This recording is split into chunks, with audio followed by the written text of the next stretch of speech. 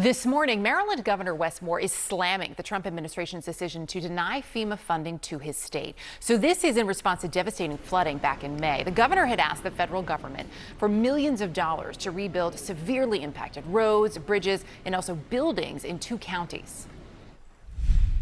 I told the Trump administration directly that I thought this decision was petty, that it was partisan, and that there was no basis for it. It is unprecedented for a governor of Maryland to be able to put in for emergency disaster federal relief, especially when we not just hit the criteria, we exceed the criteria. A FEMA spokesperson telling CNN when we had asked about this that it worked closely with Maryland officials to evaluate the request for aid, noting, quote, "This decision, just like all disaster requests, was based on policy, not politics." Joining me now, the mayor of one of those Maryland towns hit very hard by this historic flooding is Judy Hamilton, joining us from Westernport. Madam Mayor, it's good to have you with us this morning. I see your town was hit hard. I mean, there was clear devastation in so many areas of the town. What is your understanding of why this FEMA request was denied? Was it policy or was it politics? We really wasn't given a clear understanding. We are hoping it was not politics. During emergency disasters, politics should not play a part in it, regardless of what party you're associated with.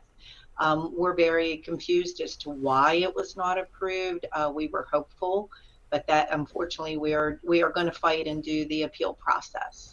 We mentioned, some of the things that the governor had put in terms of that request. I mean, this is directly what you saw in Westernport. We're talking about roads that are damaged, that were taken out. I know that a number of residents had severe damage. They are trying to get hot water heaters replaced. They're trying to get the damage in their homes and businesses fixed. Where does all of that stand, given that these FEMA funds are not going to be coming through, at least as of now?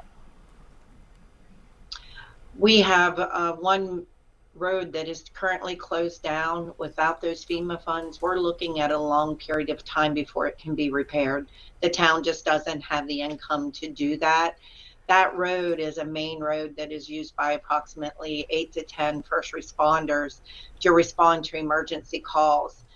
Without the use of that road, they have to go a different route, which will add time onto the emergency response. So that is a concern of the town. The bigger concern is our residents. Most of these residents lost their furnaces. We've been working with Department of Social Service, County United Way, and several agencies that have made wonderful donations to supply appliances and hot water tanks. But the greatest concern right now is winter is approaching, and these homes are going to be without heat. Yeah, absolutely. There's also a certain level of PTSD, frankly, that comes after people have survived an event like this every time it rains. And I imagine that is really weighing on the community. Absolutely. We have had residents that have stated, as soon as it starts to rain, my anxiety goes through the roof.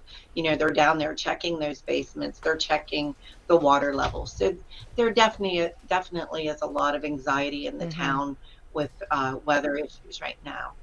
The governor, you were with the governor, I believe, on Sunday, as well as with some other lawmakers. He had said, of course, he's appealing the decision. Did he have any updates for you over the weekend? He just assured us he would fight. Governor Moore has been there with me since the night it happened. He called me at 11 p.m. the night of the flooding as I watched the town flood, and he assured me he would be with us and he would help us get through that, and he has held true to that promise.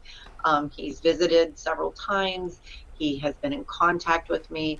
He's been very helpful for the town of Westernport, and we appreciate everything that he has done. Mayor Judy Hamilton, thank you for taking the time to join us this morning, and I hope we could stay in touch because we'd like you to keep us updated on the progress there for Westernport and hopefully maybe some funding coming through. Thank you.